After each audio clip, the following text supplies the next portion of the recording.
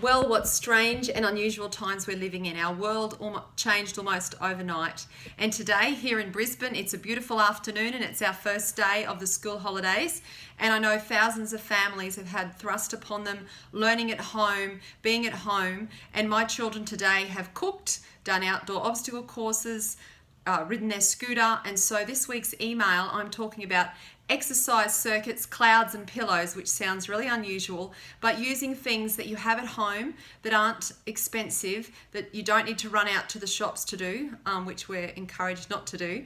So exercise circuits, brainstorm some activities that your children can include in the exercise circuit. You could have 8 different stations or 9 or 10 or 6, however many you choose. You can do them in your garage, your courtyard, your backyard, your balcony, and do it safely with your supervision. And you can gather together things from around your home, cushions and pillows, hoops and skipping ropes, to have as areas that they can hop in, jump in, do star jumps, do roly-polies. And at each station, you can have a designated time that they're to do something for, like 10 seconds or 20 seconds or a minute, or how many repetitions they're to do.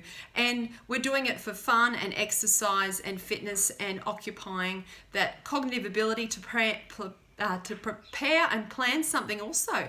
They can write down the list, whether it's on a chalkboard or a whiteboard or just a bit of paper, and plan whether they're going to do the first activity station in the garage, then do the next one in the lounge room, the backyard, the courtyard, and they can rotate through. And they might need to hop from one station to the other, or jump with 2 feet, take off and land, or walk backwards, or do a crab walk, or do a wheelbarrow where they've got their sibling and they're holding their legs and walking with their arms at the front. There's so many things that you can do. So that's an exercise circuit. And in my email this week that comes out tomorrow, I will be suggesting and going through some different ideas. So if you're not a regular subscriber and you're listening to this YouTube video, just pop onto my website at ricardoreadingmouse.com.au and fill in the form, and you'll be added to my weekly subscription and receive my weekly newsletters. So that's the exercise circuit idea.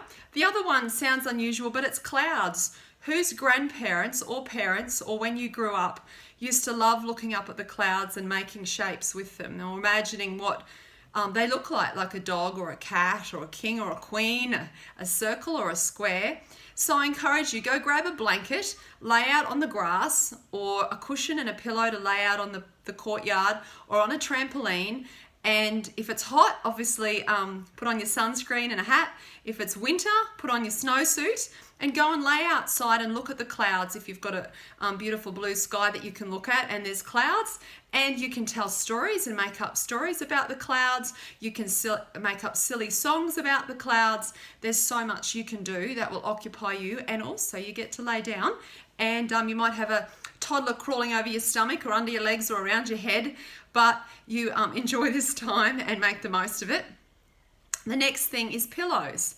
What child do you know that doesn't love rolling and giggling and flinging themselves through pillows? So I encourage you, grab some pillows, grab cushions, grab blankets, and put them into a pile in the lounge room or in the bedroom, and encourage your children to pile on them and just roll around and have fun. Giggling and laughing and talking. Once again, it's a good time for dialogue with your child. If they're old enough to be able to sing silly songs, tell stories, or listen to you tell stories, which they're never too old for, and when they're obviously not 18, but 8 or 9-year-olds, they will still love to listen to you tell stories or make up their own stories, or a 2-year-old will love to lay there and let you tickle them. So any age in between that really will love this activity. And you can lay there and read books, you can tell stories, you can sing silly songs. So that's exercise circuits and stations planned through your house with what resources you have. You could even do throwing activities with balls, throwing them into buckets or into the laundry basket with socks. There's so many things you can do. Then there's your clouds, laying on the trampoline, the grass in the backyard, or on a blanket with a cushion on the tiles in your courtyard. Rugging up if it's winter, putting on sunscreen if it's coming out of it's spring or autumn, depending where you are, whether it's hot or cold. And then you've got pillows, giggles and songs, stories and speaking and talking and reading books together. So enjoy your week and enjoy your day. And I've got lots of videos on my YouTube channel that share different activities that you can do at home with your children.